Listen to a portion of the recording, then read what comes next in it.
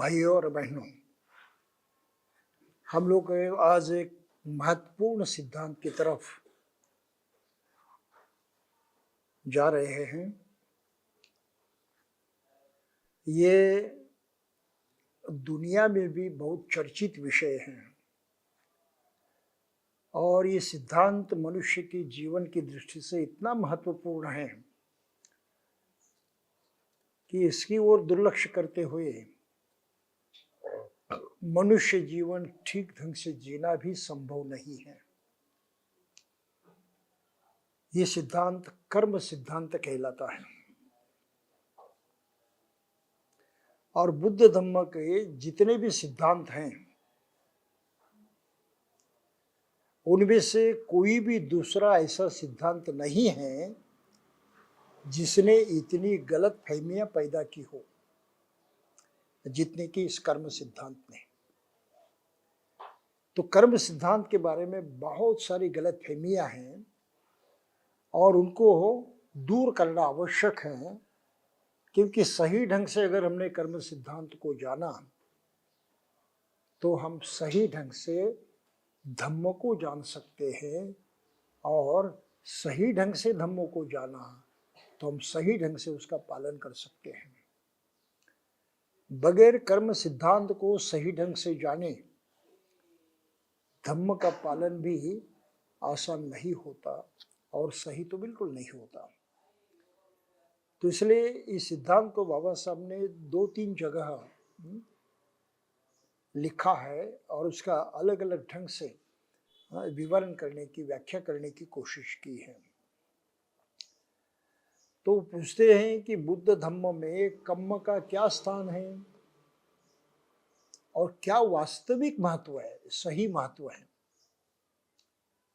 अज्ञ हिंदू बेसमझी के कारण केवल शब्दों की समानता की ओर देखकर कहते हैं कि ब्राह्मणवाद व हिंदू धर्म तथा बुद्ध धम्म एक ही है। केवल शब्द एक जैसे हैं तो शब्दों का एक जैसे होना बहुत भारी संभ्रम का कारण बन चुका है। ब्राह्मणों का पढ़ा लिखा और कट्टर वर्ग भी यही कहता है। वह अज्ञ जनता को गलत रास्ते पर चलने के लिए जानबूझकर कहता है।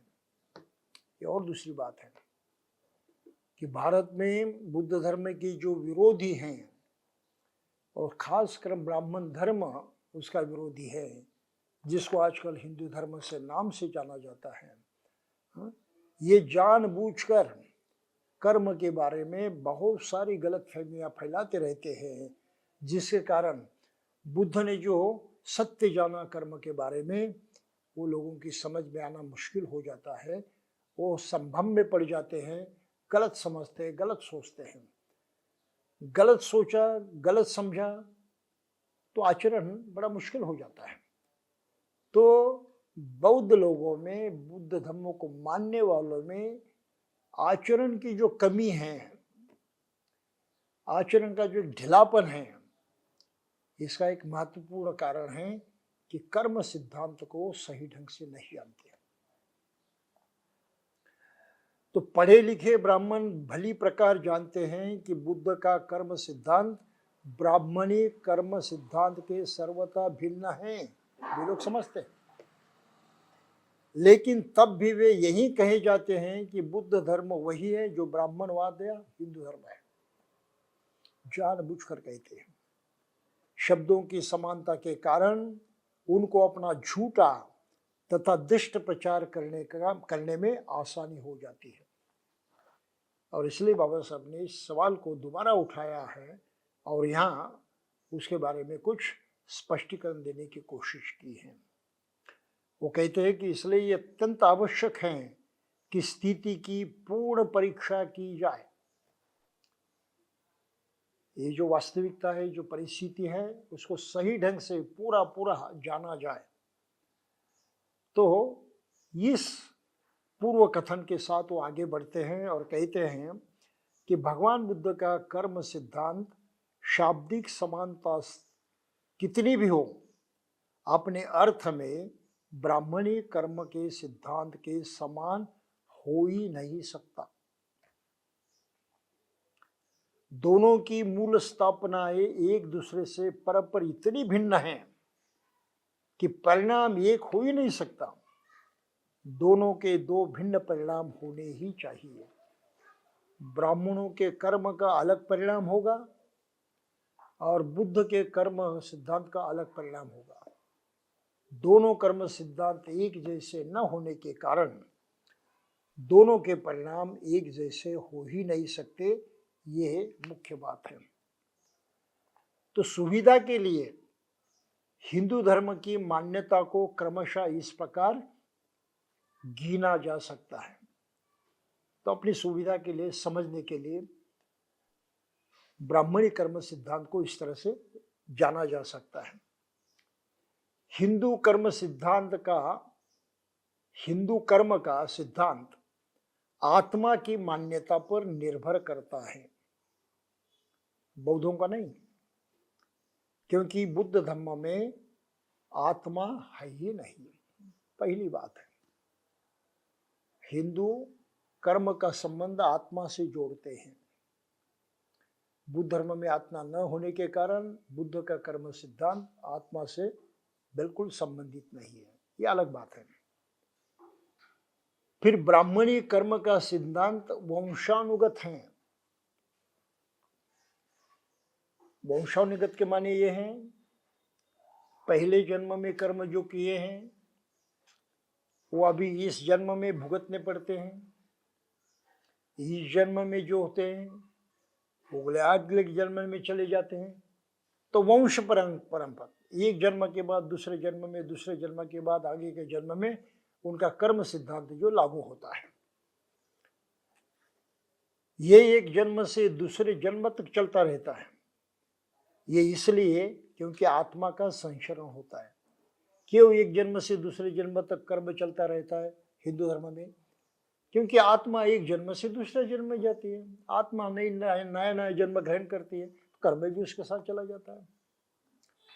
कर्म के बौद्ध सिद्धांत के बारे में यह बात भी सत्य नहीं है। यह भी इसलिए कि बुद्ध धर्म में आत्मा नहीं है। कर्म का हिंदू सिद्धांत शरीर से पृथक एक आत्मा पर आधारित है। शरीर मरता है तो आत्मा उसके साथ नहीं मरता, आत्मा फूरे से उड़ जाता है। ये हिंदुओं की मान्यता है। कर्म के बौद्ध सिद्धांत के बारे में ये बात सत्य नहीं है, क्योंकि शरीर मरता है ऐसा नहीं, आत्मा तो है ही नहीं, और शरीर मरने के बाद ये आत्मा फूरे से उड़ जाता है, ये भी संभव नहीं है। कर्म के सिद्धांत के बारे में ये बात बुद्ध धर्म में सत्य नहीं है। कर्म के हिंदू सिद्धांत के अनुसार जब कोई आदमी कर्म करता है तो उसके कर्म के दो परिणाम होते हैं। एक तो उस कर्म से वह करने वाला प्रभावित होता है स्वयं, और दूसरे उस कर्म का उसके आत्मा पर प्रभाव पड़ता है। तो हिंदू ये मानते हैं जो कर्म करता है उस पर उसका प्रभाव होता है, साथ ही उसके आत्मा पर भी प्रभाव होता है। वह जो भी कर्म करता है उसके आत्मा पर उसका प्रभाव पड़ता ही है। जब आदमी मरता है और जब आत्मा उसका शरीर छोड़कर निकल भागती है या निकल भागता है, तो आत्मा उन संस्कारों से संस्कृत रहता है, उसके प्रभाव में रहता है। ये संस्कार ही है जो उसके भावी जन्म और स्थिति का निर्णय करते हैं। हिंदू आत्मवाद का बौद्ध अनात्मवाद से कुछ भी मेल नहीं है। इस कारणों से कर्म का बौद्ध सिद्धांत और कर्म का हिंदू सिद्धांत न एक है और न एक हो सकता है। इसलिए बौद्ध कर्म सिद्धांत और कर्म के ब्राह्मणी सिद्धांत को एक ही मानना महान मूर्खता मानी है। अधिक से यही कहा जा सकता है कि शाब्दिक माया जाल से सावधान रहना चाहिए। अब ये बाबा साहब ने हिंदू धर्म के बारे में बात कही है। अब बुद्ध धर्म के बारे में क्या है, वो कर्म सिद्धांत किस तरह से है? तो बुद्ध ने कहा है कर्म के सिद्धांत के बारे में ये सत्य है कि आप जैसा बोओगे वैसा काटोगे, आप जो करोगे उसका परिणाम होना ही है। ये पहली बात है। कर्म के सिद्धांत पर बुद्ध ने इतना जोर दिया है कि उनका कहना था कि यदि कर्म के सिद्धांत को दृढ़ता पूर्वक न माना जाए तो नैतिक अनुशासन निभ ही नहीं सकता। दुनिया में जो नैतिकता है, नैतिक आचरण है, नैतिक शिक्षा है, नैतिक आदर्श है, इस आदर्श को निभाया नहीं जा सकता अगर बुद्ध प्रणीत कर्म सिद्धांत को हमने नहीं माना तो बुद्ध के कर्म के सिद्धांत का संबंध मात्र कर्म से था, और वह भी वर्तमान जन्म में इसी वक्त। तो कर्म का एक बुद्धि प्राप्त सिद्धांत भी है। इसके अनुसार कर्म का मतलब है पूर्व जन्म का कर्म अथवा पूर्व जन्मों के कर्म। ये तो ब्राह्मणों की बात है। यदि आदमी का जन्म गरीब परिवार में हुआ है तो उसके पूर्व जन्म के बुरे कर्म का परिणाम ऐसा माना जाता है। यदि एक आदमी धनी घर में पैदा हुआ है तो उसके पूर्व जन्म के अच्छे परिणामों का वो परिणाम है ऐसा माना जाता है। यदि किसी में जन्मजात कोई दोष है तो उसका भी कारण उसके पूर्व जन्म का बुरा परिणाम माना जाता है। तो बाबा साहब कहते हैं यह एक बड़ा ही खतरनाक सिद्धांत है। ये तत्व, ये शिक्षा बहुत ही धोखादायी है, बहुत खतरनाक है। क्योंकि यदि कर्म की ये व्याख्या स्वीकार कर ली जाए तो मानव प्रयास के लिए कहीं कुछ गुंजाइश नहीं रह जाती। पूर्व जन्म के कर्म से ही सभी कुछ पूर्व निश्चित रहता है, ये समझना जरूरी है। अगर इसको सही माना कि पहले कर्म का ही परिणाम आज हम भुगत रहे हैं और उससे कोई छुटकारा नहीं है, तो फिर अभी उसमें कुछ बदलाव लाने की, परिवर्तन करने की कोई गुंजाइश है ही नहीं। मनुष्य को कुछ करने के लिए बचा ही नहीं, कुछ करने के लिए उसको जो है कोई महत्व नहीं रहा। उसको जैसे वैसे ही जीवन जीना पड़ेगा। ये पहले की बात है, अब भुगतनी पड़ती है, वो सो भुगतना ही पड़ेगा। तो अपने जीवन में अभी इस वक्त प्रयास करते हुए परिवर्तन लाने की कोई भी इच्छा मनुष्य में निर्माण नहीं हो सकती। और इसलिए इस जीवन में जो कुछ प्रयास करने हैं, जो प्रयत्न करने हैं, जो सुधार करने की कोशिश करनी है, वो करने के लिए कोई चांस नहीं रहता, कोई अवधि नहीं रहता। आदमी बिल्कुल निकम्मा हो जाता है, उसके सामने कोई आशा नहीं रहती, और आशा न रहने के कारण सुधार करने की कोई इच्छा भी निर्माण नहीं होती। तो ये ब्राह्मणी सिद्धांत इस तरह से बहुत ही भयंकर हैं, खतरनाक हैं। इस तरह से बाबा साहब ने यहाँ पर लिखा है बिल्कुल ही साफ शब्दों में, और इसी को लेकर ही बुद्ध का कर्म सिद्धांत जो है हमें समझना चाहिए। यह रुद्धि प्राप्त सिद्धांत भी बहुधा भगवान बुद्ध के सर पर मढ़ दिया जाता है। तो बौद्ध भी यहां पर काफी कंफ्यूज हुए हैं, काफी संभ्रांत हुए हैं। मुझे याद आता है मेरा एक अनुभव थाईलैंड में रहते हुए। जो मेरे आचार्य थे बहुत श्रेष्ठ आदमी थे, धम्मों को बहुत गहराई से जानने वाले और गंभीरतापूर्वक आचरण करने वाले थे। वो भारत में रह चुके थे और पुणे यूनिवर्सिटी से उन्होंने पीएचडी पाई थी बुद्ध धर्म में संशोधन करते हुए। तो तब से मेरे पहचान के थे। ये भी बात है 1974-75 की। तब उन्होंने पीएचडी किया था। मैं भी यूनिवर्सिटी में पढ़ रहा था उस वक्त। और फिर बाद में भिक्षु होने के बाद उनसे फिर मुलाकात हो गई थाईलैंड में। वो भी भिक्षु थे उस वक्त और काफ़ी सीनियर थे। बातों ही बातों में ऐसे चर्चा करते करते उन्होंने एक बात मुझसे कही। हम भारत के अछूतपन को लेकर चर्चा कर रहे थे कि पूरे विश्व में कहीं पर भी नहीं, लेकिन अछूतपन केवल भारत पे माना जाता है, दुनिया में कहीं पर नहीं। तो ऐसे बातों बातों में उन्होंने कहा, तुम अछूत पैदा हुए थे। मैंने कहा बिल्कुल सही है। तो तुम्हारा अछूत घर में पैदा होना तुम्हारे पुराने जन्म का कर्म था। अब एक बहुत ही ज्ञानी भिक्खु, बहुत सीनियर श्रेष्ठ विदेश का रहने वाला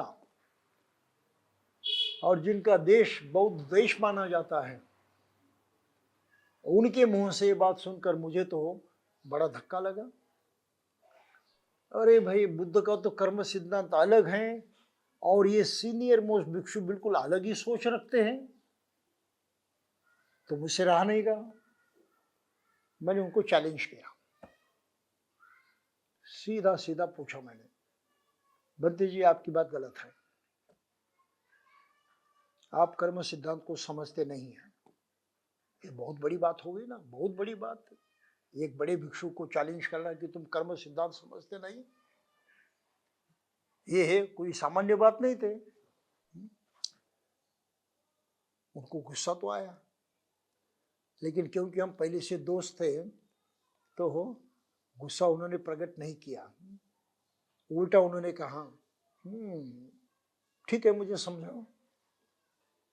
तो फिर मैंने कहा कि बुरा से बुरा कर्म करने के बाद बुरा जन्म अगर आदमी को मिलता है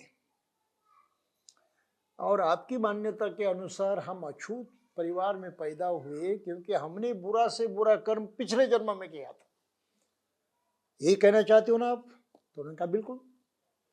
तो आप मुझे बताइए, अपने इस थाईलैंड देश में बुरा से बुरा कर्म करने वाले लोग है या नहीं, थे या नहीं? तो उन्होंने हाँ में कहा, ऐसे बुरा कर्म करने वाले तो लोग पहले भी थे, आज भी हैं। फिर मैंने कहा कि जिन्होंने पहले बुरा कर्म किया वो अभी आपके देश में अछूत बनकर क्यों नहीं जन्मे? भारत में सिर्फ अछूत बने, तुम्हारे देश में अछूत क्यों नहीं बने? फिर सोचने लगे, आपने तो ऐसा सवाल पूछा है, मैं उसका जवाब नहीं दे पाता। मैंने कहा नहीं दे पाओगे क्योंकि आपने बुद्ध के कर्म सिद्धांत को गलत समझा है। बुद्ध आज के कर्म की बात करते हैं, हम आज कर्म करते हैं, उसका परिणाम भुगतते हैं। क्या बनते जी, आपने पीएचडी पाई, आज कर्म अच्छा किया, आपका बड़प्पन और भी बड़ा नहीं, आपको वो प्रतिष्ठा प्राप्त हो गई, ये पद प्राप्त हुआ, ये ऊंचाई आपने हासिल की, आपने पढ़ाई करने के बाद ही की ना? पढ़ाई अभी की इस जीवन में, अभी आपको पीएचडी मिल गई, आपको बड़प्पन मिल गया, अभी मिला ना? या आपके पिछले जन्म का कर्म था? बताइए। तो अरे भंते जी, आप तो बिल्कुल ही पक्का तर्क करते हैं। मैंने कहा सिर्फ मुझे बताइए ये सही है या गलत है। नहीं नहीं, मैं समझता हूँ कि बात यही सही है, मैंने जो कहा वो बिल्कुल गलत है। कहने का मतलब ये है कि आज भी बौद्ध देशों में आप इसी विचारधारा को पाओगे। थाईलैंड के बौद्ध हो, श्रीलंका के बौद्ध हो, किसी भी बौद्ध देश के लोग हो, भिक्षु हो, ये भारत में आएंगे तो यही कहेंगे कि तुम अछूत जन्म है, तुम्हारे पुराने जन्म का परिणाम है। इसके माने ये हैं कि बुद्ध का कर्म सिद्धांत उनकी समझ में नहीं आया, या तो ब्राह्मणी कर्म सिद्धांत की मिलावट उसमें हो गई है, ये उनके ध्यान में नहीं आई, उनके समझ में नहीं आई। और यही सही है कि उनके समझ में नहीं आई है। फिर अज्ञान आज के विज्ञान को लेकर उनको समझाना पड़ा।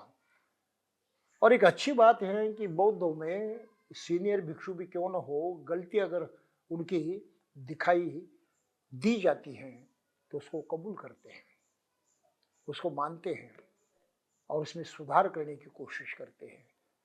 तो बौद्धों के जीवन में ये आचरण की पद्धति जो है ये बहुत ही महत्वपूर्ण मानी जाती है कि वे निश्चय ही सीखते हैं, समझते हैं और परिवर्तन के लिए तैयार होते हैं। तो बौद्ध जीवन पद्धति का एक खास पहलू है, एक खास महत्ता है कि यहीं पर गुंजाइश है सुधार की, यहीं पर गुंजाइश है अच्छे बनने की, यहीं पर गुंजाइश है अपने जीवन के साथ न्याय करने की, जो किसी भी धर्म में नहीं है।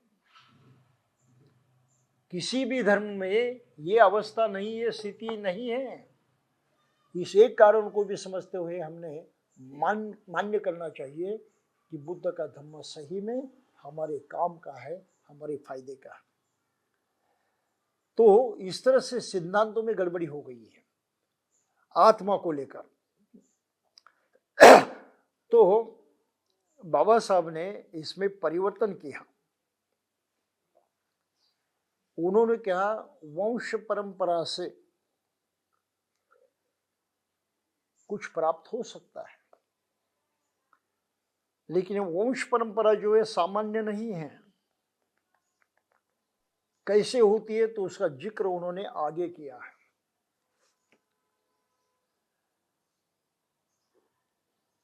विज्ञान के अनुसार सोचे तो नए प्राणी का आरंभ उस समय से होता है जब वीर्य और रज का संयोग होता है। प्राणी की उत्पत्ति तभी होती है जब वीर्य कण और वीर्य कण रज कण में प्रवेश करता है, तो स्त्री पुरुष का मिलन होता है, तब प्राण की निर्माती होती है। ये यहाँ पर बिल्कुल साफ शब्दों में कहा। फिर वो कहते कि हर मानव की शुरुआत तभी होती है जब दो जीवित कण मिलकर एक होते हैं, माता का रजकण और पिता का वीर्य कण। और बुद्ध धर्म में कहा है कि उस वक्त चैतन्य शक्ति जो है, चेतना शक्ति जो है, जिसको गंधर्व कहा है पाली भाषा में, गंधर्व भी उसमें मिल जाता है। तो तीनों का संयोग होने से प्राण जो है निर्माण होते हैं और मनुष्य निर्माण होता है। तो यही सवाल जो है एक यक्ष ने पूछा था बुद्ध से, तो बुद्ध ने उनका जवाब दिया था। उससे पूछा था क्या केवल रूप ही जीव है, यानी शरीर ही जीव है? तो जीव सशरीर कैसे हो जाता है? यदि जीव को ये हड्डियां और आंतों का ढेर कैसे प्राप्त होता है? माता के गर्भ में जीव किस प्रकार लटकता रहता है? तो ये सवाल पूछे। तब तथागत ने उनको उत्तर दिए थे कि सर्वप्रथम कलल होता है। अब हमको पता नहीं क्या कलल है, लेकिन दो बीजों का संयोग होने के बाद जो स्थिति पैदा होती है उसको कलल कहते हैं। फिर अर्बुद होता है, वो बढ़ता है, उसमें और परिवर्तन आ जाता है। तब पेशी होती है, हम अपने शरीर के अंदर जो देखते हैं पेशी होती है। ये पेशियां घन हो जाती है, जुड़ जाती है, तो उसमें बाल, नाखून आदि उत्पन्न होती है, इंद्रिया निर्माण होती है। और जो माँ जो कुछ भी खाना पीना खाती है उससे बालक माँ के गर्भ में भी बढ़ता है। तो ये बिल्कुल वैज्ञानिक बात है, इसमें कोई गलती नहीं है। बुद्ध का कथन ये है कि चेतना शक्ति पर संस्कार होते हैं, लेकिन चेतना शक्ति तो बदलती है, ये बदलती हैं तभी तो जहाँ ये क्रिया होती है मिलन की, वहाँ पर आकर्षित होती है, वहाँ पर खींची जाती है, उसमें शामिल होती है और उभरती है। तो हमारे शरीर में प्रकाश भी है, कहीं दिखाई देता है। जहाँ उष्णता होती है वहां प्रकाश भी होता है, दोनों अलग अलग नहीं होते। या दीप में हम प्रकाश देखते हैं, गर्मी भी है ना उसमें, गर्मी के साथ प्रकाश भी है। क्यों? तो ये जो जल रहा है इसका प्रगटीकरण केवल ज्वाला से होता है। हमारे शरीर में ज्वाला निर्माण करने की व्यवस्था नहीं है। गर्मी है लेकिन उसको प्रकट करने के लिए जो ज्वाला निर्माण होनी चाहिए, फ्लेम जिसको कहते हैं, वो निर्माण नहीं होती। गर्मी तो है लेकिन प्रकाश नहीं दिखाई देता। तो ये अलग अलग ढंग की जो रचनाएं हैं, इस रचनाओं को लेकर इतना फर्क पड़ता है, ये हमको समझना जरूर है। तो बाल, नाखून, ये सब कुछ है, ये तो भौतिक है। जैसे हम बीज बोते हैं, बीज में जिस पेड़ का, जिस फल का बीज हो, उस फल को पूरी तरह से निर्माण करने की क्षमता होती है, ताकत होती है। क्या बीज के अंदर हम देख सकते हैं ये बीज में पेड़ आएगा, इसमें पत्ते आ जाएंगे, इसमें फूल आ जाएंगे, इसमें फल आ जाएगा? हम तो बीज के अंदर देख ही नहीं सकते। और आप यह बीज से ये सब उत्पन्न नहीं होता। उनको सहायता करने वाली चीजें भी जरूरी होती है। ऐसे बीज रखा जाए तो वृक्ष पैदा नहीं होता। बीज को भी एक वातावरण की जरूरत होती है, वो मिट्टी में गाड़ना जरूरी होता है। मिट्टी सूखी रहने से भी काम नहीं चलता, मिट्टी का गीला होना जरूरी है, उसमें पानी का होना जरूरी है। इतने से भी काम नहीं करता, वो मिट्टी जो है खुली खुली होनी चाहिए। बिल्कुल उसको घन बनाया, दबा दिया तो बीज जो है वो अंकुरने वाला नहीं है। वो खुला खुलापन क्यों है? तो उसमें हवा भी जानी चाहिए। और ये बीज जो है हम अंधेरे में लगाए तो कोई फायदा नहीं है, उसको प्रकाश की भी जरूरत होती है। तो ढेर सारी सृष्टि में इतनी बातें हैं जिनका संयोग होता है, एक दूसरे को मदद करते हैं और आपस में इनका संयोग होते हुए कुछ नया निर्माण होता है।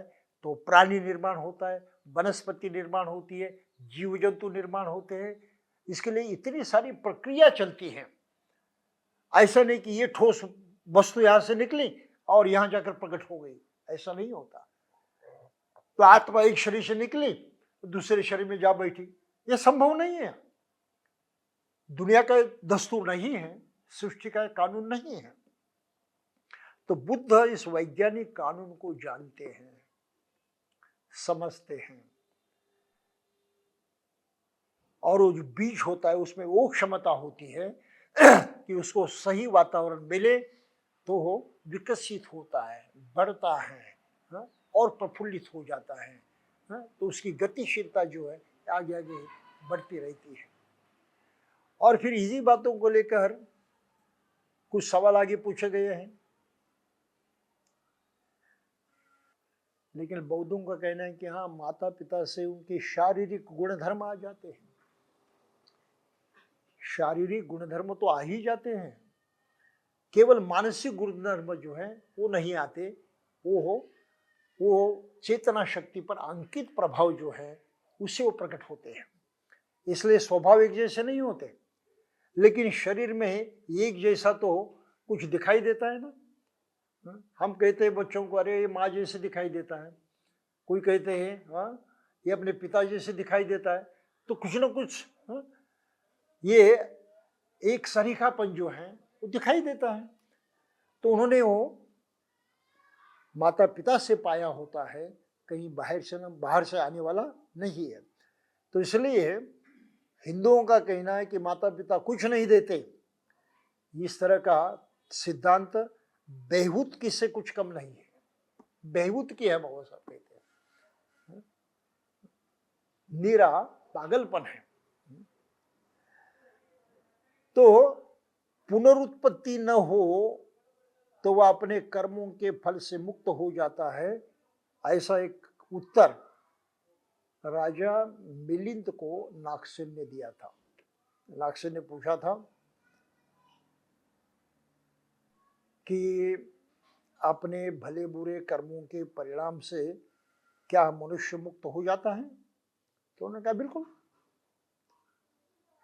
अगर वो जो आदतें हैं, जो स्वभाव है, उसके अनुसार बार बार वो करते न रहे, यानी पुनरुक्ति जो है होती न रहे, तो अपने कर्म फलों से मुक्त हो जाता है। और ये वैज्ञानिक सिद्धांत है जो बुद्ध ने अपने सामने रखा है। तो फिर राजा मिलिंद ने पूछा कि उदाहरण देकर समझाइए। तो राजा ने कहा, एक आदमी किसी के आम चुराए तो क्या चोर दंड का अधिकारी होता है? किसी ने आम चुराए तो राजा है, राजा को पूछ रहा है क्या उसको दंड देना जरूरी होता है?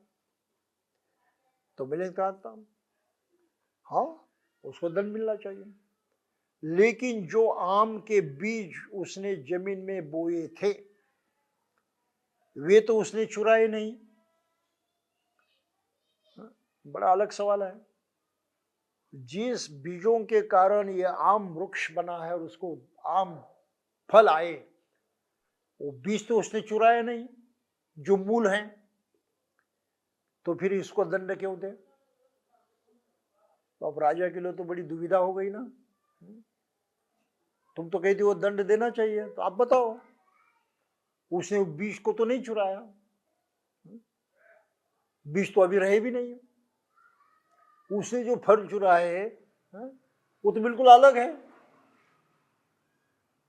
तो फिर राजा कहता है, लेकिन जो आम के बीज उसने जमीन में बोए थे वे तो उसने चुराए नहीं, ये सही है, क्योंकि जो उन्होंने चुराए वे उन्हीं में से उत्पन्न हुए हैं जो जमीन में बोया था। तो उनका संबंध है, जमीन में बोया था बिल्कुल सूक्ष्म रूप में, अन्य सुविधा हो गई, पानी मिला, प्रकाश मिला, जमीन मिली, सब कुछ हो गया, तो उसका विस्तार हुआ, उसका प्रकटीकरण हुआ, उसका विकास हुआ, दोबारा आम आने लगे। लेकिन बीज में तो ये सब था ही। अगर बीज में ये गुणवत्ता नहीं होती तो ऐसा नहीं हो जाता था। तो इसलिए उस बीज में जो आम आए हैं, ये इसने चुराए, इसलिए वो चोर माना जा सकता है। तो फिर नागसेन कहते हैं, ठीक इसी प्रकार ये नाम रूप काम करता है, भले या बुरे, और उस कर्म के द्वारा दूसरा नाम रूप ग्रहण करता है, इसलिए वह अपने कर्म फल से मुक्त नहीं होता। और दूसरा नाम रूप उसने अगर निर्माण नहीं किया तो अपने कर्म फल से मुक्त हो जाता है। तो ये है कर्म की छाया की तरह पीछा करते रहते हैं। इसमें कोई कर्मों के बारे में बता सकता है कि ये कर्म यहाँ है और वहाँ है? नहीं। तो फिर वो उपमा देकर समझते हैं, क्या किसी वृक्ष के उन फलों को दिखा सकता है? राजन, क्या कोई किसी वृक्ष के उन फलों को दिखा सकता है और बता सकता है कि ये यहाँ है, यहाँ नहीं है? क्योंकि फल तो आए नहीं है। लेकिन क्या उसको देखते हुए कह सकता है कि हाँ, यहाँ पर फल है? निश्चय नहीं देख सकता। तो इसी प्रकार राजन, जब तक जीवन स्रोत का उच्छेद नहीं होता तब तक कृत कर्मों को बता सकना असंभव है। इसका माने यह है कि दोबारा उसी बात को निर्माण होने की अवधि नहीं मिलती है तो बात दोबारा निर्माण नहीं होती। कल मैंने आपको उदाहरण दिया था, गुस्सा आ गया, किसी को हमने मुंह में तमाचा लगाया, गुस्सा आया, तमाचा लगाया, ये नया नाम रूप निर्माण हुआ, बात वहीं पर खत्म नहीं होती। जिसने तमाचा खाया वो हमको भी तमाचा लगाता है, तो दूसरा नाम रूप तैयार हुआ। ये सिलसिला आगे बढ़ते रहता है। लेकिन तमाचा मारने की क्रिया ही हमने नहीं की तो ऐसा बर्ताव हमने किया, किसी के मुंह में तमाचा नहीं लगाया, तो कौन हमको तमाचा लगाएगा, कैसे दुख निर्माण होगा। तो जो नाम रूप नया निर्माण होता है, जो प्रक्रिया हमेशा चलती रहती है, उस प्रक्रिया को हमने खंडित कर दिया, तो परिणाम नहीं निकलने वाला है। तो इसलिए बुद्ध की मान्यता ये थी कि जो कुछ हम करते हैं उसका परिणाम होता है, और परिणाम किस तरह से होता है उसके कुछ अलग सिद्धांत हैं, जिन सिद्धांतों को बाबा साहब ने इसी ग्रंथ में इससे पहले लिखे हैं, जिसको हमें जाते जाते देखना बिल्कुल आवश्यक है। क्या लिखा है उन्होंने इससे पहले?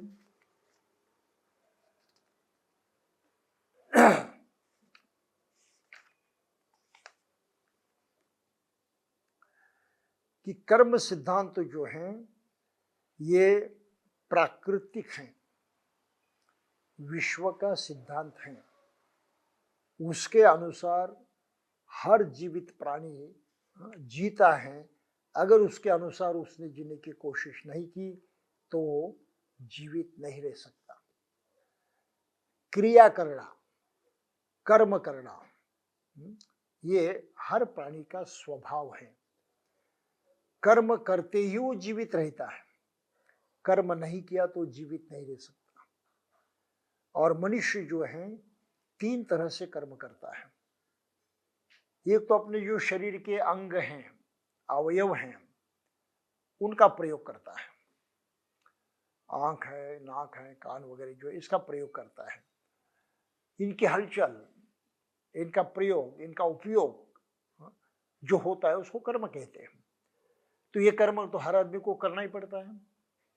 ऐसा वो सोच नहीं सकता कि आज मैं सांस लूंगा और फिर छोड़ दूंगा, बाद में कभी जरूरत पड़ी तो मैं सांस लूंगा।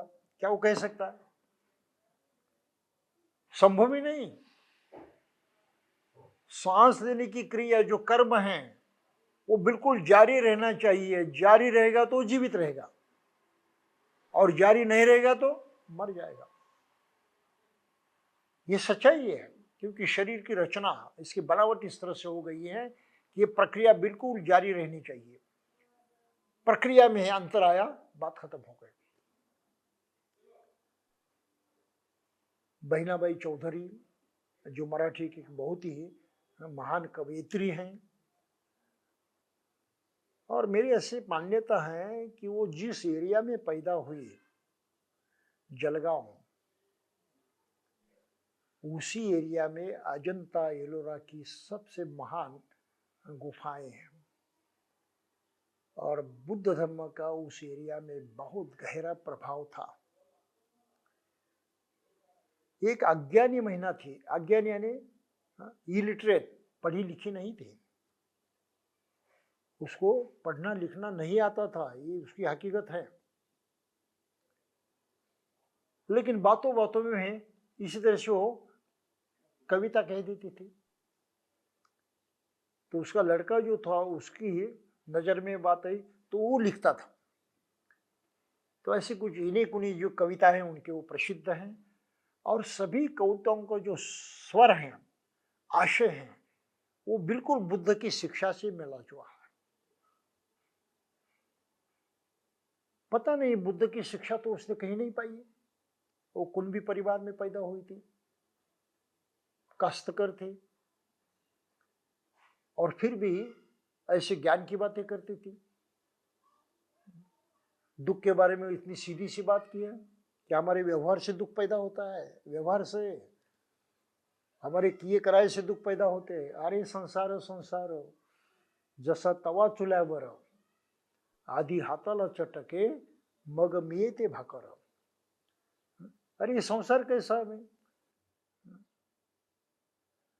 जैसे हम चूल्हा जलाते हैं, उस पर रोटी सेकते हैं, तो रोटी सेकते सेकते हमारे हाथ भी जल जाते हैं। ये जब तक नहीं होता, चूल्हा जलाना, उस पर रोटी सेकना, हाथ को जलाना, तब तक खाने को नहीं मिलता। इतनी सीधी बात कही है। और कौन कहता है ईश्वरीय अन्न देता है? झूठ है। ये प्रक्रिया करने के लिए तो ईश्वर नहीं आकर बैठता पकाने के लिए। तो एक अज्ञानी स्त्री जिसको लिखना पढ़ना नहीं आता तो इस तरह से बातें करती थी, कोई सामान्य बात थोड़ी है। तो मुझे लगता है कि निश्चित बौद्ध संस्कार से गुजरी हुई वो महिला है, उसका पहले का जन्म होगा ही होगा और वो बुद्धिस्ट होगी ही होगी। और ये जो संस्कार उसके विज्ञान पर थे, वही संस्कार यहां पर प्रकट हो गए। तो ढेर सारी बातें उसने कही हैं और जन्म मृत्यु के बारे में तो इतनी साफ बात कही है, आश्चर्य होता है इस पद को सुनते हुए। वो क्या कहते हैं कि ये सृष्टि का जो नियम है, कानून है, कर्म करते रहो, बगैर किए आप जी नहीं पाओगे, ये सच्चे उसने प्रकट की है। वो कहते हैं सांस आला सांस गेला, सांस जीवाचं तंत्र। अरे हम सांस लेते हैं छोड़ते हैं, अरे ये तो जीने का तरीका है, यही जीवित है, यही जिंदापन है। क्या कहती हो? ये जिंदापन है, सांस लेना सांस छोड़ना, सांस आला सांस गेला, हे जीवाचं तंत्र। अरे मरण जगणं, अरे मरण जगणं एक हाताचं अंतर, एक हाथ का अंतर जो है इसमें मरण और जीना हो जाता है। एक सांसाचं अंतर, अरे जगणं मरण एक सांसाचं, सांस हम लेते छोड़ते हैं, बस उसमें है रुकावट आ गई, उसका अंतर बढ़ गया, खत्म। सांस आला सांस गेला, सांस जीवाचं तंत्र, अरे जगणं मरण एक सांसाचं अंतर। एक सांस छूट गई तो मानो हम छूट गए। तो ये जो सच्चाई उस वक्त ये महिला कहती थी और बिल्कुल हिंदू धर्म के खिलाफ थी, उनका हर कहना जो है हिंदू धर्म के खिलाफ था। तो ये भी काव्य जो है उनके वो पढ़ने लायक है, बहुत समझने लायक है। और बुद्ध धर्म के बहुत सारे सिद्धांत उन्होंने बहुत ही सरल भाषा में रखे हैं। तो ये जो है कर्म करना, इसके बगैर हम जीवित नहीं रहते। तो शरीर से कर्म होता है, फिर वाचा से होता है, और मनुष्य के लिए ये सबसे बड़ी ही ताकत है कि अन्य प्राणियों में वाचा नहीं होती। वाचा का प्रयोग सिर्फ मनुष्य के लिए ही संभव हुआ है और केवल वाचा के कारण मनुष्य जाति का इतना उत्कर्ष हुआ है, इतना विकास हुआ है। आज की तारीख को हम जो अनुभव करते हैं एक मनुष्य होने के नाते, इसके विकास का मूल जो कारण है ये वाचा है। वाचा के बल पर ही हुआ है। अगर ये वाचा नहीं होती, शब्द निर्माण नहीं होते, भाषा निर्माण नहीं होती, एक दूसरे से आदान प्रदान करने की व्यवस्था निर्माण नहीं होती, तो मनुष्य जानवरों की अवस्था में ही होता था, उससे अधिक उसमें परिवर्तन होने वाला नहीं था। और वाचा शिक्षा का मूल है। एजुकेशन का मूल क्या है? वाचा है। इस वाचा को बढ़ावा देना ही शिक्षा है, एजुकेशन है। तो एजुकेशन लिए बगैर आप जी नहीं सकते, ये हर आदमी के लिए आवश्यक है। और जो एजुकेशन नकारते हैं वो कितने पापी लोग हैं सोचिए। ये मनुष्यता के वही बैरी है, हर मानवता के, मनुष्य के बैरी हैं ये लोग, सामान्य बात नहीं है।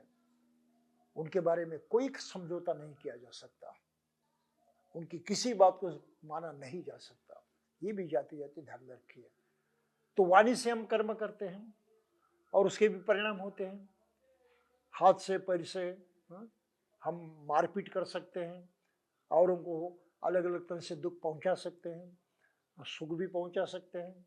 वाचा से वही होता है, बुरी बातें करते दुख पैदा होता है, सही बातें करते सुख पैदा होता है। ये तो हमारा अनुभव है।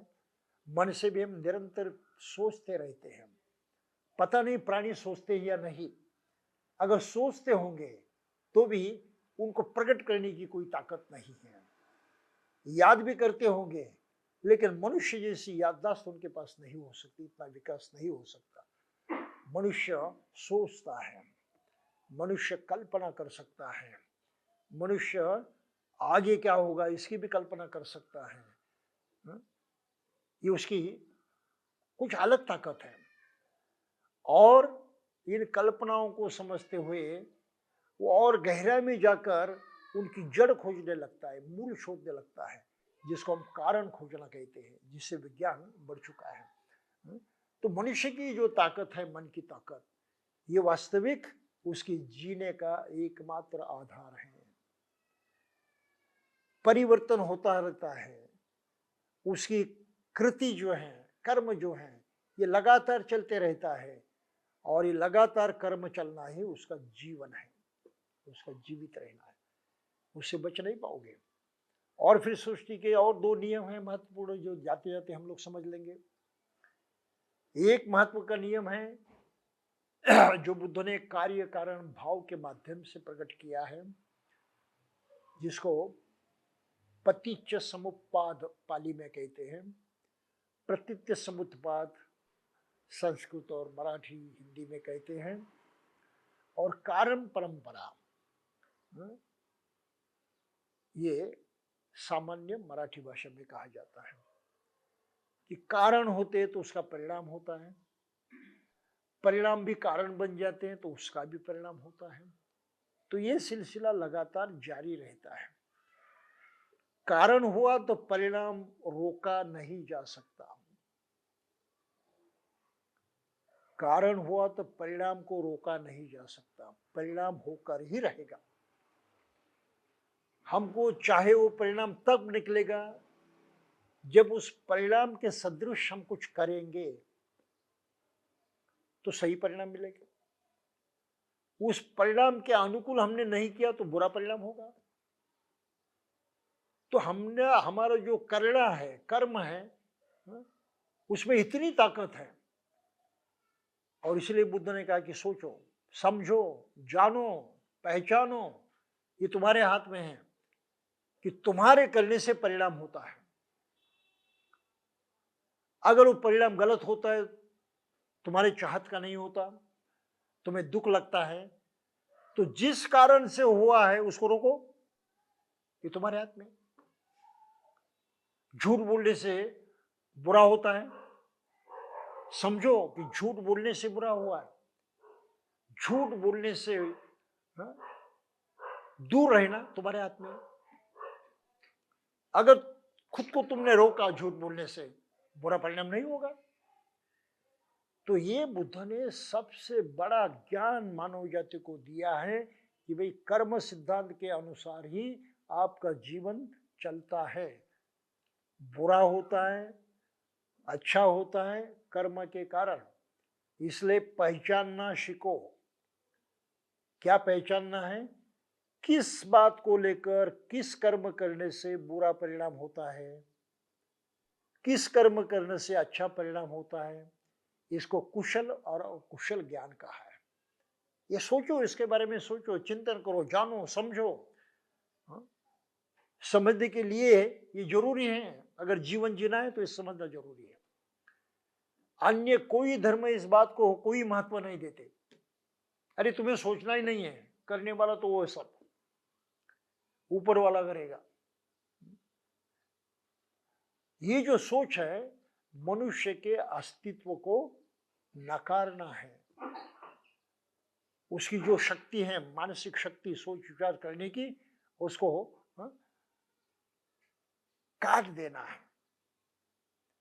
उसको अगर तुमने काट दिया, बेकार बना दिया, तो मनुष्य अपना जीवन नहीं जी सकता।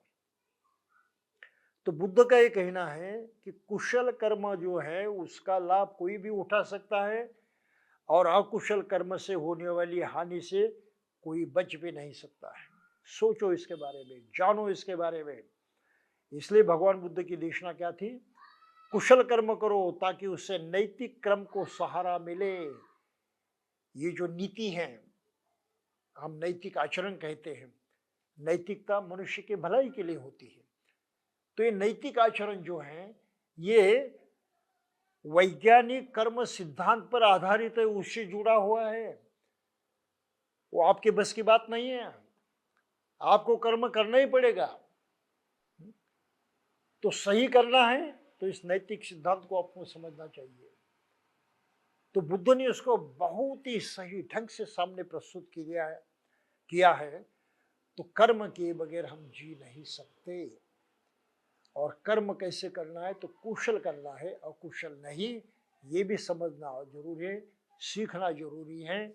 अपने मन के अंदर भी ऐसी शक्तियां होती हैं, ऐसी प्रवृत्तियां होती हैं जो हमें कुछ करने के लिए मजबूर करती है, जिसे हम वासना विकार कहते हैं। मजबूर करते हैं हमको,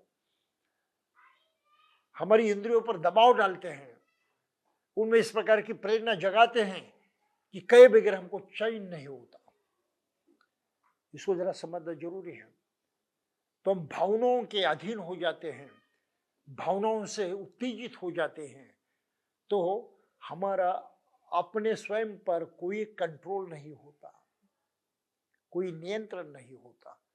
हम उस भावना के वश में जाकर कुछ भी कर देते हैं। तो क्रोध के कारण न केवल हम गालियां देते हैं, क्रोध के कारण न केवल हम किसी को पीटते हैं, लेकिन क्रोध के कारण हम किसी की हत्या भी कर सकते हैं। क्रोध एक सामान्य भावना है, मानसिक भावना है। हमारी इंद्रियां उससे उत्तेजित हो जाती है। ये उत्तेजना अगर बहुत ज्यादा प्रमाण में हो गई तो हम किसी को मार भी डालते हैं। तो इसलिए बुद्ध ने कहा है कि देखो, मन के अंदर ये भी है, ये सही भी ठीक नहीं है। उसको बुद्ध ने कहा लोभ है, द्वेष है, अज्ञान है, इसको भी पहचानो और उसके अधीन होने से बचने की कोशिश करो। तब सदाचार का मामला आता है, आचरण का मामला करता है। लोभ के पीछे मत दौड़ो, उसकी पूर्ति के लिए पूरी कोशिश मत करो, उसको कमजोर करने की कोशिश करो। पाना पाना पाना यही मुख्य नहीं है, तो उसके बदले देना देना देना भी सीखना चाहिए। यह अत्यंत आवश्यक है। तो लोभ को दूर करना है तो दान की भावना को बढ़ाना चाहिए। ये जानबूझकर करना चाहिए, ये पहचानते हुए जानते हुए कि मेरे मन में ये अवस्थाएं हैं जो मुझे मजबूर करेगी बुरा बर्ताव करने के लिए। मैं वो बुरा बर्ताव करने वाला नहीं हूं और उसके अधीन होने वाला नहीं हूं, मैं उससे बच निकलूंगा। तो ये बुद्ध धर्म के आचरण की वैज्ञानिक मीमांसा है। विज्ञान इस तरह से काम करता है, हमारी बस की बात नहीं है, हमारे हाथ में कुछ भी नहीं है। लेकिन विज्ञान को जानना हमारे हाथ में है, उसके अनुसार हमारे आचरण में परिवर्तन करना हमारे बस की बात है। और इसलिए मनुष्य सक्षम है अपने जीवन में परिवर्तन लाकर पूरी तरह से पूर्णत्व को प्राप्त करने के लिए, जिसको बुद्ध ने कहा निर्वाण को प्राप्त करना है, अरहत पद को प्राप्त करना है, दुखों से मुक्त होना है। तो ये कर्म सिद्धांत जो बुद्ध ने दिखाया है, ये बहुत ही महत्वपूर्ण है। जीने के लिए बुद्ध के वैज्ञानिक कर्म सिद्धांत को जानना आवश्यक है। हम कर्म से बच नहीं सकते, हम कर्मों को टाल नहीं सकते। कर्म करते ही हमें जीना आवश्यक है, ये प्रकृति का नियम है, किसी के घर का नियम नहीं है।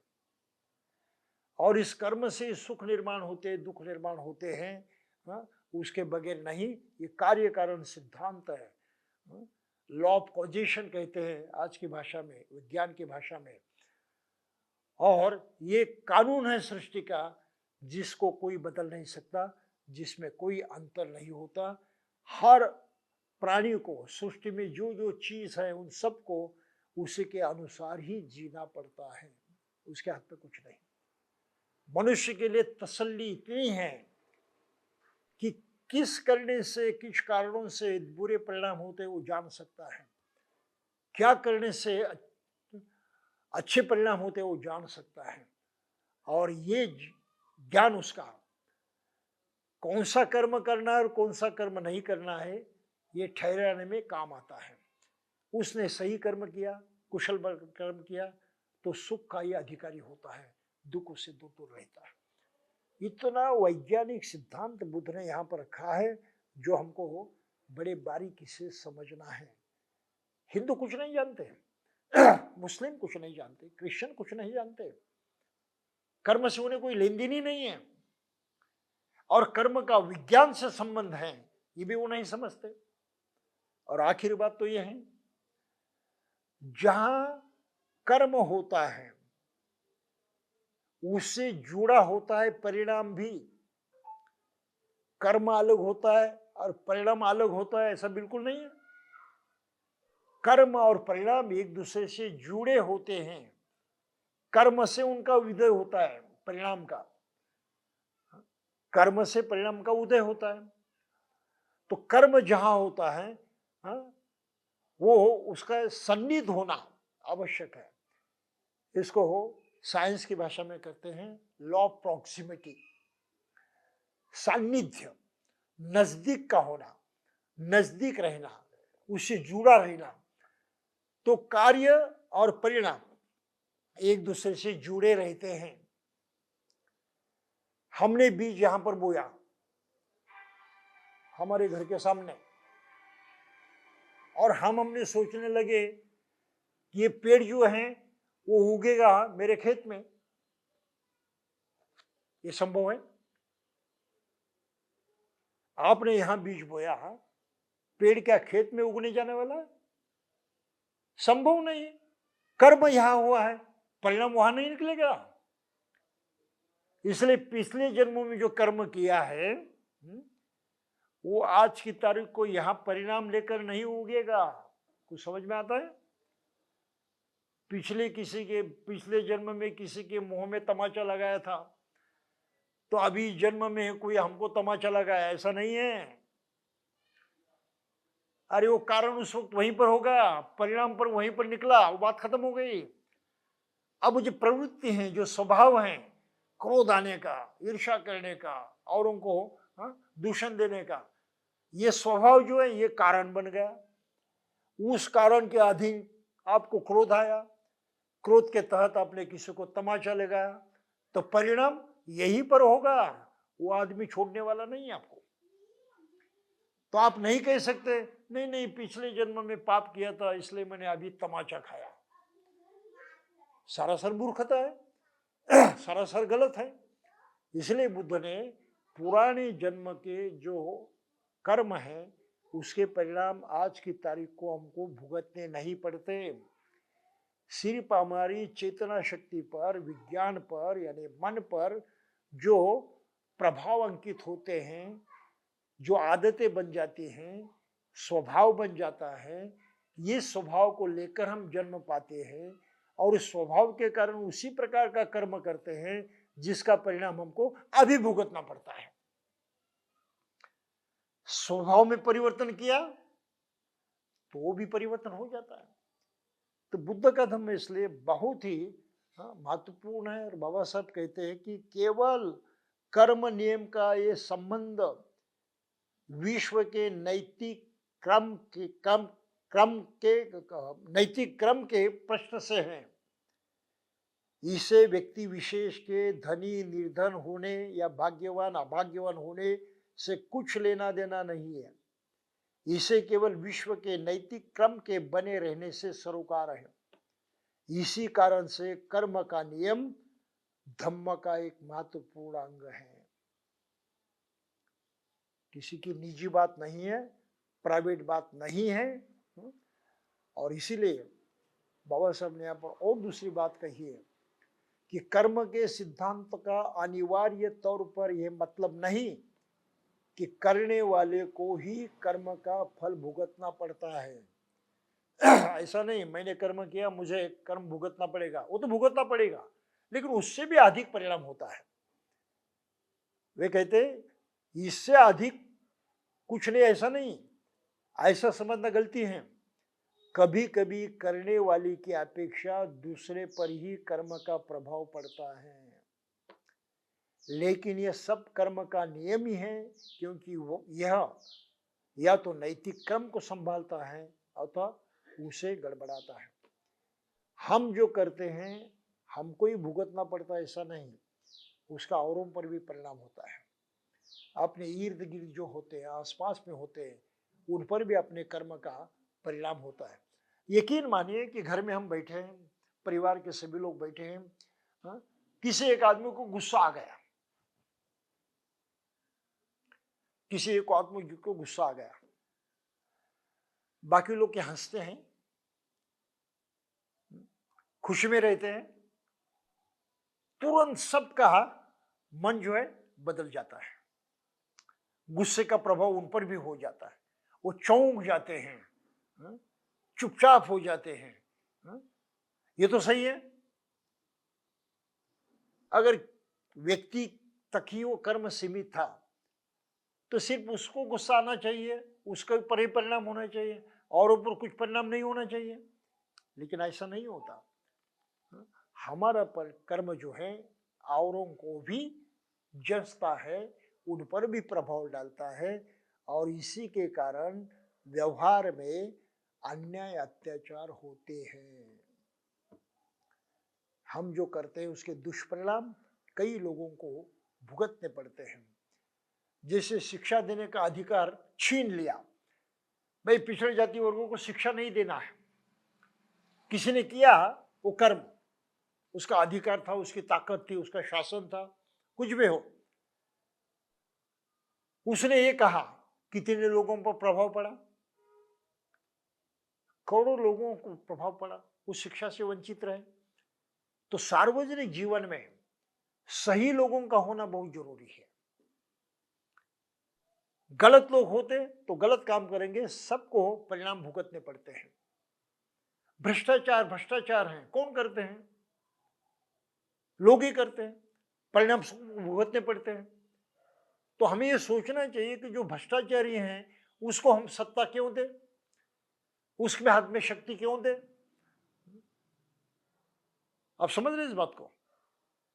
तो हम किसी को वोट देते हैं, चुनते हैं हमारा प्रतिनिधि, तो ये ख्याल रखना जरूरी है कि भाई ये कौन से तरीके का आदमी है, उसका स्वभाव क्या है, वो हो सभी के कल्याण के लिए काम करेगा, सुख और हित के लिए काम करेगा, या इसे उल्टा काम करेगा। अगर उल्टा काम करता है तो वो हमारा प्रतिनिधि नहीं हो सकता। ये अकल जो है ये भारत के बहुत सारे लोगों के पास नहीं होती। कमजोर है भारत के लोग इस बारे में सोचने में, और इसलिए इतने अत्याचार होते हैं, इतना पतन इस देश का हो रहा है, इतना दुख और दर्द यहां पर बढ़ रहा है। तो सार्वजनिक जीवन में नीति मूल्यों का अपनाना आवश्यक है, करना ही चाहिए। हम नैतिकता को छोड़ नहीं सकते, हम शिलाचारों को छोड़ नहीं सकते, उसे कोई कॉम्प्रोमाइज नहीं कर सकते, उस पर ही पूरी तरह से हमें जोर देकर अमल करने की कोशिश है। इतना उसका महत्व है, सबसे सर्वोपरि।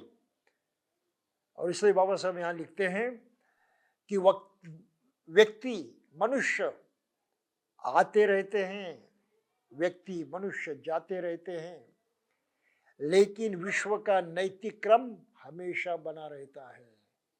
ये आचरण पद्धति, ये शिलाचरण, ये जीवन पद्धति हमेशा बनी रहती है। उसके साथ वह कर्म नियम भी जो इसे बनाए रखता है वो भी कायम रखता है। और यही कारण है, बाबा साहब कहते हैं कि बुद्ध के धम्म में नैतिकता को वो स्थान है जो अन्य धर्मों में ईश्वर को है। अन्य धर्म में ईश्वर सर्वतोपरि है, ईश्वर से बढ़कर कोई नहीं है। बुद्ध के धम्म में ईश्वर तो है ही नहीं, लेकिन बुद्ध के धम्म में सील से बढ़कर कुछ नहीं। सील, सदाचार, इससे बढ़कर बुद्ध धम्म में कुछ नहीं है। स्वयं बुद्ध भी नहीं है।